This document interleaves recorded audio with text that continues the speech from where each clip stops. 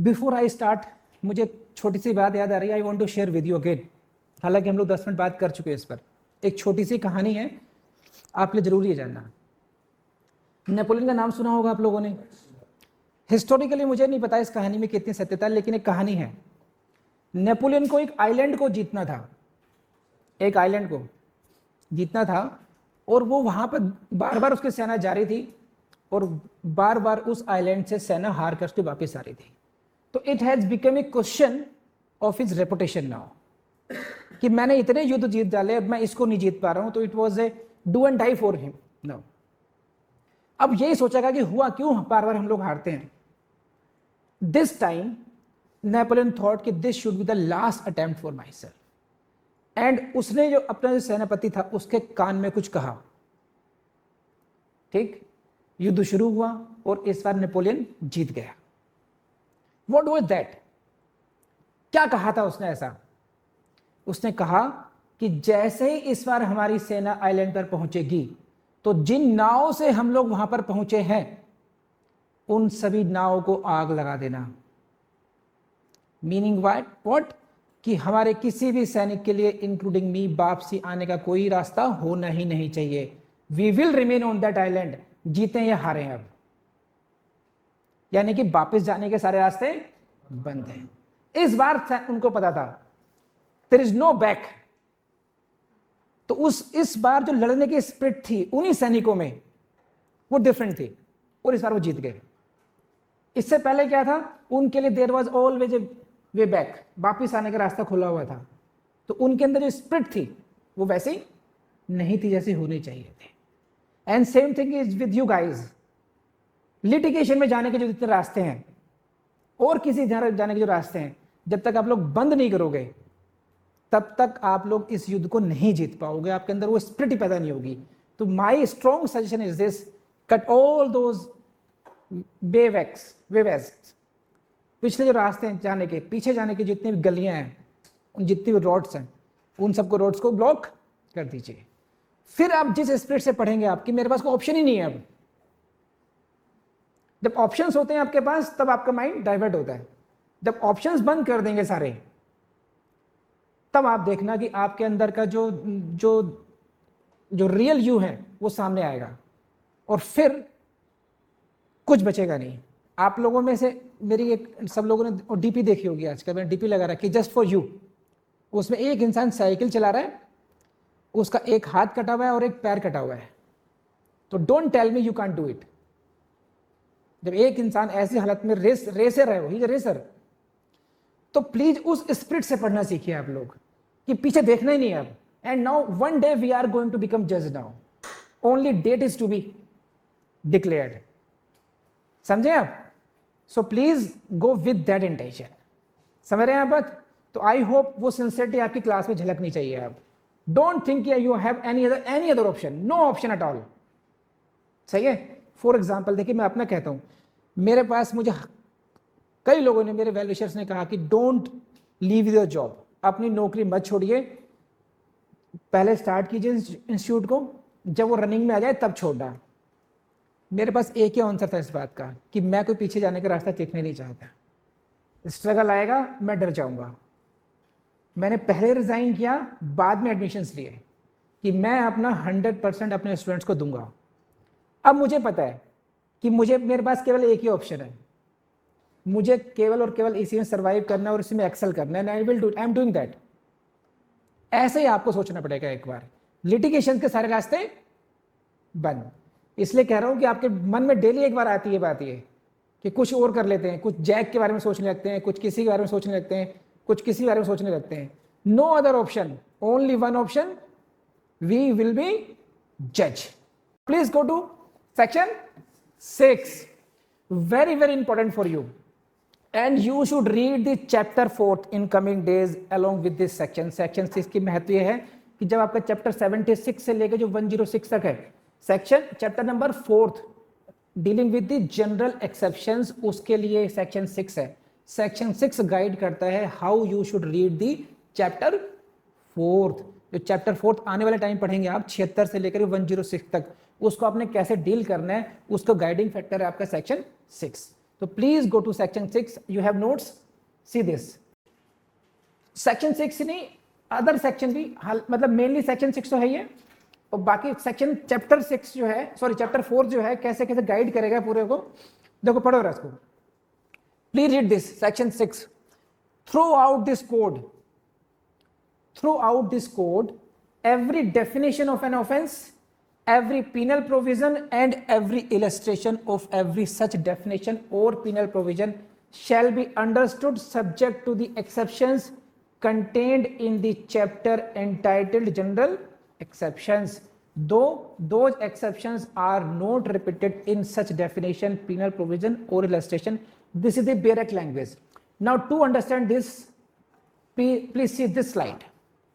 ये वर्ड्स आपको याद रखने पड़ेंगे, please highlight these words in your direct as well.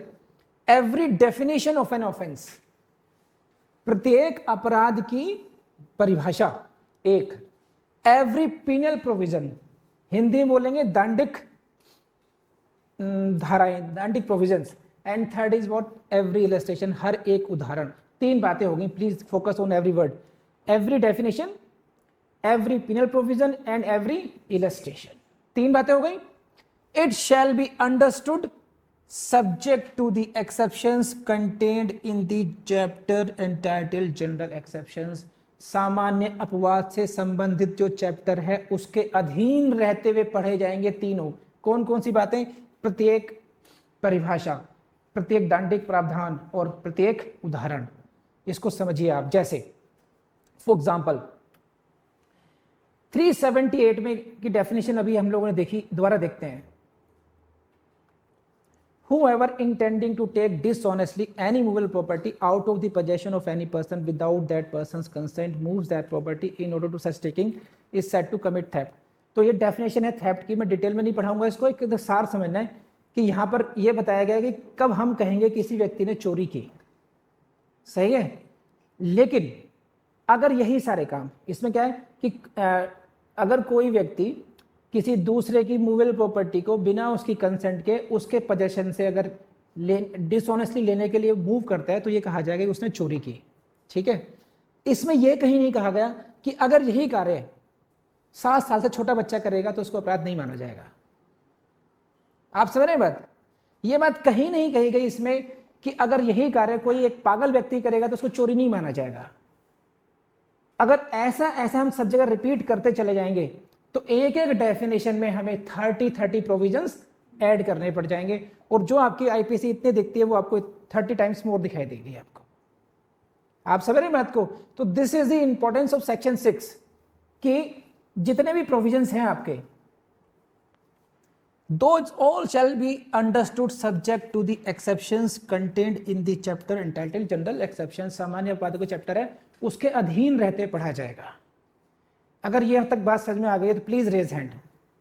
जिसको समझ में नहीं आई है, आपको नहीं आई समझ में बात, देखिए फिर इसको पढ़िए। देखिए ये पढ़िए, आप इलस्ट्रेशन पढ़िए। देखिए illustration A, the section in this code which contain definitions of offences do not express that a child under 7 years of age can not commit such offence. जितने भी डेफिनेशंस दे रखी हैं वहां पर कहीं पर भी ये लिखा नहीं मिलेगा कि 7 साल से अगर छोटा बच्चा वो अपराध करता है तो वो कार्य करता है तो उसको अपराध नहीं माना जाएगा। मर्डर की डेफिनेशन 300 में दे रखी है, कल्पेबल होमिसाइड की डेफिनेशन 299 में दे रखी है, but nowhere you will find that कि it is written there itself in 299 कि if same act, if the death is caused by a boy, a person of less than 7 years age, it will not be considered as an offense। You will have to read section 299 subject to section 82। 7 साल से छोटा बच्चा अगर कोई कार्य करता है या अपराध करता है तो उसका अपराध नहीं माना जाएगा। ये बात कहाँ लिखी है? सेक्शन 82 में लिखी है। तो 299 shall be read with section 82। समझे आप? ऐसे ही पुलिस ऑफिसर है, a police officer without warrant apprehends Jed who has committed murder। A police officer without warrant apprehends Jed who has committed murder। Here A is not guilty of the offense of wrongful confinement for he was bound by law to apprehend Jed। Suppose कीजिए कि एक व्यक्ति, एक जो officer है वो किसी को अरेस्ट करता है किसी चार्ज में, लेटर ऑन ये पता चलता है कि अरेस्ट गलत थी, even then he cannot be prosecuted. Police officer cannot be prosecuted. Why? Because whatever he was doing, that was doing in good faith in the official discharge of his duty. So section 76, when he was bound to act, so every penal provision, every definition shall be read subject to the provisions of chapter 4th. अब ये बात समझ में आ गई आपको? नहीं, हाँ है ना, बोलिए। अभी बढ़े आगे तो फिर अब चलिए ठीक है, फिर आगे बढ़ते हैं। क्या है हेडिंग? क्या? Sense of expression once explained. Every expression which is explained in any part of this code is used in every part of this code in conformity with this explanation. इसको समझने के लिए please go to this slide. This is section 7। कोई भी expression है, suppose कीजिए dishonestly, what ever, कोई भी एक्सप्रेशन का मीनिंग है नॉलेज, इंटेंशन, नेग्लिजेंस, ये जितनी भी एक्सप्रेशंस हैं, अगर वो एक पार्ट में एक्सप्लेन की जा रही है, then the same meaning shall be given to other parts also. The same expression shall be given in the one part and the other parts, same meaning in every part of the IPC. This is set, कहां लिखा गया ये? Section 7। आपको mains में question नहीं आएगा, you can see the question only in prelims, and what kind of questions? They will give you this line, the entire section, and they will ask you in which section it has been provided बस। तो you will have to identify the section 7। केवल prelims के point से याद करना, mains के लिए बिल्कुल नहीं करना आप लोगों ने। बढ़े आगे, वेरी सिंपल। समझ में आई बात? रेज हैंड अगर समझ में आ गई तो। Next 8, the pronoun he and its derivatives are used of any person, whether male or female. It means what? Wherever he is used, it is being used not only for male but also to say what? Female. You cannot say, see, कि जहां पर भी he होगा तो वहां it means what? कि it is not related to any female. अगर ऐसा मान लिया जाए, ही की अगर लिटरल इंटरप्रिटेशन कर दिया जाए, तो maximum offences will be committed by the females then, because females will be excluded, या फिर उसको हर जगह ही और शी इस तरह लिखना पड़ेगा। तो प्लीज ये बात कहां लिखी है? इसी में देखिए क्वेश्चन कहां से आया है, राजस्थान सिविल जज एग्जाम में आया है। In Indian Penal Code, the pronoun he and its derivatives are used for male, female, any person, whether male or female. So we have seen questions in prelims in Rajasthan judiciary. समझ में आई बात? तो कितनी छोटी सी बात है लेकिन पूछ ली गई आपको। ये बहुत आसान चीज दिख रही है आपको, आसान है भी, सिर्फ आप लोगों ने इसको याद रखना है। कब? आज बहुत आसान लग रही है, जब प्रीलिम्स में जाएंगे you will have to prepare at least 10 subjects. तो वहां पर यह बात याद रखना कि यह बात कौन से सेक्शन में कही गई है। It will be little bit difficult for you, तो for that purpose keep revising, कुछ नहीं करना, बस रिवाइज करते रहिए। Next number, unless the contrary appears from the context, words importing a singular number include plural number, and words importing the plural number include the singular number. So wherever there is singular number, it will mean also plural number. What I have shown you, this is जैसे इसी में 299 की definition में, whoever causes death by doing an act, this is the initial wording of section 299, है कि नहीं है? What is the word? Whoever causes, it is what? Singular number. इसको आप ऐसे ही पढ़ेंगे, who, if many persons causes death, एक व्यक्ति डेथ करे या एक से अधिक करें वो, तो you cannot restrict this because of what? कि मैंने क्यों कहा, शुरू में कहा था आपसे कि penal laws are interpreted strictly. Therefore ये जो मीनिंग दिया गया है इसको, it will help you. Though whoever is showing what? Singular number, but because of section 9, because of section 9, it will be taken as plural number as well, section 9 की वजह से। तो ये इनकी प्रैक्टिकल एप्लीकेशन है। हाउ कैन यू से question again same जैसे section 8 में आया उसी तरीके से क्वेश्चन बन जाएगा प्रीलिम्स का आपका सेक्शन 9 पर। कर लेंगे। Now come to section 10, man women. बहुत छोटे छोटे बातें हैं लेकिन आप लोगों ने एक बार याद रखनी है बस, man and women. The word man denotes a male human being of any age. तो ध्यान रखना, what is important, any age. The word man denotes a male human being of any age, and the same the word women denotes a female human being of any age. Man means what, male, खास बात क्या है, of any age. Women means what, female. Please go to section 354. This is 354. Whoever assaults or uses criminal force to any woman, intending to outrage or knowing it likely to be that he will thereby outrage her modesty. यही section है 354, है ना। तो word is what, any women. Now my question is, ये समझते हैं 350 समझते हैं, है ना। आउटरेजिंग मॉडेस्टी बहुत प्रैक्टिकल यूज होता है, किसी महिला की गरिमा के साथ छेड़छाड़ करना। Outraging the modesty of women, the word is what, women. Common parlance में वुमेन का मतलब क्या है? अगर मैं कहूं वुमेन तो आपके दिमाग में क्या फिगर आएगी? लेडी, एक बड़ी मैच्योर लेडी, है कि नहीं है। अगर मैं कहूं 5 साल की बच्ची, 3 साल की बच्ची, तो क्या उसे वुमेन कहेंगे आप? एज पर IPC she will be included in women, but लेकिन आम भाषा में हम लोग उसको वुमेन। तो यहां पर यह डेफिनेशन को हेल्प करेगी कि वुमेन शब्द यहां पे दिया गया है अगर, तो क्या वेदर ए 6 इयर्स गर्ल, 6 साल की बच्ची, 5 साल की बच्ची, क्या whether that girl will also included in this definition और नॉट? समझ रहे हैं आप? Because of this, now go to definition this. Women means what, female human being of any age. Because of section 10, even the she should be female irrespective of the age. कोई भी as हो इससे फर्क नहीं पड़ता है, female है तो वुमेन की कैटेगरी में आएगी। तो now it can be the outraging the modesty of a girl. हमको लड़की बोलते हैं, गर्ल और वुमेन का ये अंतर है कि नहीं है? तो इसकी यूटिलिटी समझ में आ रही है आपको, नहीं आ रही बताइए। आप कितने लोगों को यूटिलिटी समझ में आ रही है? Raise hand. ये नहीं समझ में आ रही अभी? देखो भैया, एक पिता ने एक कंप्लेंट लिखवाई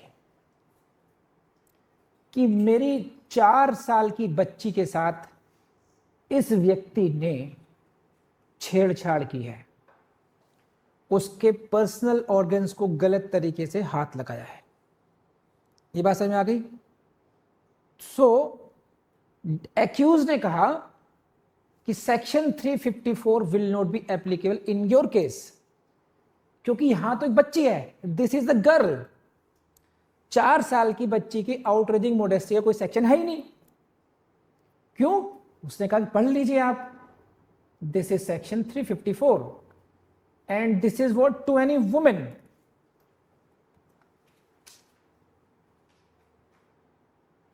डिफेंस एक्यूज का क्या प्ली है कि आउटरेजिंग ऑफ ए वुमेन की बात करते हैं, आउटरेजिंग ऑफ गर्ल की बात तो करते ही नहीं आईपीसी, तो कोई ऑफेंस नहीं बनता। मान लीजिए मैंने इसके हाथ लगाया अभी पर्सनल ऑर्गन्स पे, but where it is punishable,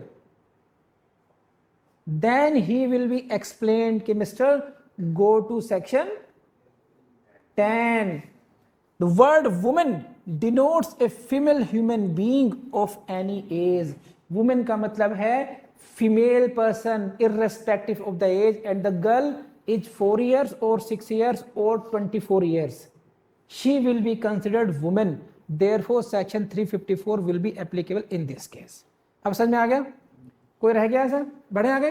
This is the question in MP APO. Prelims में क्वेश्चन आया है, IPC word woman denotes to what? A female of any age including newly born female child, newly नवजात शिशु, उसको भी women की category में माना गया है। समझे आप? देखो क्या है ऑप्शन, क्या थे? A female above age of 15 years, 15 साल से बड़ी, a female above the age of 18 years, a female above the age of 21 years, और ए न्यूली बोर्न। अगर किसी ने सेक्शन डी नहीं पढ़ रखा है ना 10, तो तब ये सोचेगा यार छोटी सी बच्ची को तो वुमेन थोड़ी कहते हैं, डी तो बिल्कुल नहीं होगा। तो आंसर सही तो बिल्कुल नहीं होगा, चाहे ए हो, बी हो या सी हो, क्योंकि सही आंसर डी है। नेक्स्ट क्वेश्चन, कहा छत्तीसगढ़ एपीओ में under section 10 of IPC man denotes a male human being of any age. तो उसी बात पर क्वेश्चन आ रहा है बार बार, ये कि प्रैक्टिकल आपको दिखा रहा हूं मैं कहां से क्वेश्चन आए हैं। In the IPC word women denotes A women of any as, again ये एमपी जुडिशरी में आया है, तो कर लेंगे आप। सिर्फ नंबर याद रखना है और एनी एज याद रखना है बस।